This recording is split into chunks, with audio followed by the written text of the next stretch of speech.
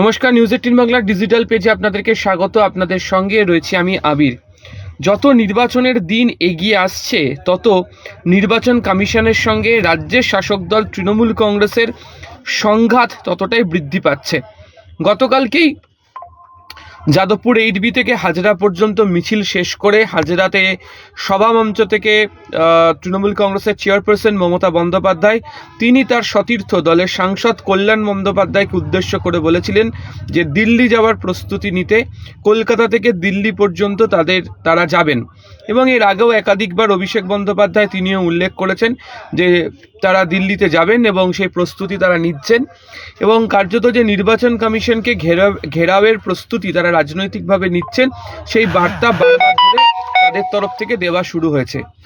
এরই মধ্যে আজকে দেখতে পাওয়া গেল মাত্র 5 দিনের ব্যবধানে 5ই জানুয়ারির পর আজকে 10ই জানুয়ারি পুনরায় এসআইআর পর্বের ত্রুটি এই অভিযোগ টেনে দেশের মুখ্য নির্বাচন কমিশনার জ্ঞানেশ কুমারকে চিঠি দিলেন মুখ্যমন্ত্রী মমতা বন্দ্যোপাধ্যায় এবং সেই চিঠিতে তিনি উল্লেখ করেছেন যে নোবেলজয়ী অর্থনীতিবিদ অমর্ত্য সেন, বিশিষ্ট কবি জয় গোস্বামী, সাংসদ অভিনেতা দীপক অধিকারী ওরফে দেব, আন্তর্জাতিক ক্রিকেটার মোহাম্মদ সামি তাদেরকে যেভাবে শুনানি নোটিশ পাঠিয়ে ডেকে পাঠানো হচ্ছে তা একেবারেই অমানবিক এবং অসংবেদনশীল বলে তিনি উল্লেখ করেছেন এবং তার অভিযোগ যে পদ্ধতিতে শুনানি চলছে তা ত্রুটিযুক্ত।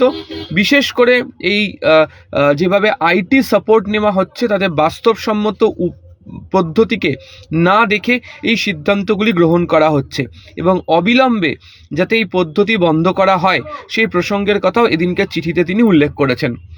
3 পাতার যে চিঠি, টাইপড চিঠি, তার একেবারে শেষ অংশে নিজে হাতে মমতা বন্দ্যোপাধ্যায়ের লেখা তিনি কোট আনকোট লিখেছেন, জানি আপনি হয়তো চিঠির জবাব দেবেন না, কিন্তু আপনাকে বিস্তারিত সব জানানো আমার কর্তব্য। তিনি উল্লেখ করেছেন, অর্থাৎ যেটা তৃণমূলের বক্তব্য যে তারা নির্বাচন কমিশনে গিয়ে দেখা করছেন, তারা দিল্লিতে গিয়ে মুখ্য নির্বাচন কমিশনের সঙ্গে গিয়ে দেখা করেছেন, কিন্তু কোথাও গিয়ে তাদের যে চিঠির প্রত্যুত্তর বা তারা যে বিষয়গুলি বলছেন সে ব্যাপারে নির্বাচন কমিশন কোনো উত্তর দিচ্ছে না। চিঠির শুরুতেই যেভাবে মুখ্যমন্ত্রী উল্লেখ করেছেন যে পদ্ধতিতে এসআইআর এর কাজ করছে নির্বাচন কমিশন, তাতে তিনি স্তম্ভিত এবং বিরক্ত এবং শুনানি সবটাই চলছে প্রযুক্তি নির্ভর এবং তথ্যগত ত্রুটির ভিত্তিতে। সাধারণ বুদ্ধি কাজে লাগিয়ে বাস্তবসম্মতভাবে যে সমস্যাগুলোর কথা উল্লেখ করছেন বা সাধারণ মানুষরা যে সমস্যার সম্মুখীন হচ্ছেন সেখান থেকে বেরিয়ে আসার যে উপায় সেটা কেন নির্বাচন কমিশন তৈরি করতে পারছে না সেই প্রসঙ্গও অবতারণা করেছেন তিনি এই 3 পাতার চিঠিতে এবং তিনি উল্লেখ করেছেন এগুলো মোটেও কাম্য নয়। নির্বাচন কমিশনের তরফ থেকে গোটা বিষয়টিকে নিয়ে দ্রুত ব্যবস্থা গ্রহণের কথা বলছেন এবং তার বক্তব্য অনুযায়ী চিঠির লেখা অনুযায়ী অত্যন্ত অসংবেদনশীল এবং বাস্তব সম্পর্কে অনভিজ্ঞতার ফল হচ্ছে এই এসআইআর এর এই শুনানি পর্ব। কমিশনের এসব কাজ গণতান্ত্রিক পরিকাঠামোকে দুর্বল করে দিচ্ছে বলেও চিঠিতে উল্লেখ করেছেন তিনি। যদিও নির্বাচন কমিশনের তরফ থেকে এখনো পর্যন্ত মুখ্যমন্ত্রী যে অভিযোগগুলিকে জানিয়ে এই চিঠি লিখেছেন বা যাদেরকে শুনানিতে ডেকে পাঠিয়ে অমানবিক অসংযত আচরণ করা হচ্ছে বলে উল্লেখ করেছেন সে ব্যাপারে সরাসরি এখনো কোনো প্রত্যুত্তর নির্বাচন কমিশনের অফিস থেকে দেওয়া হয়নি।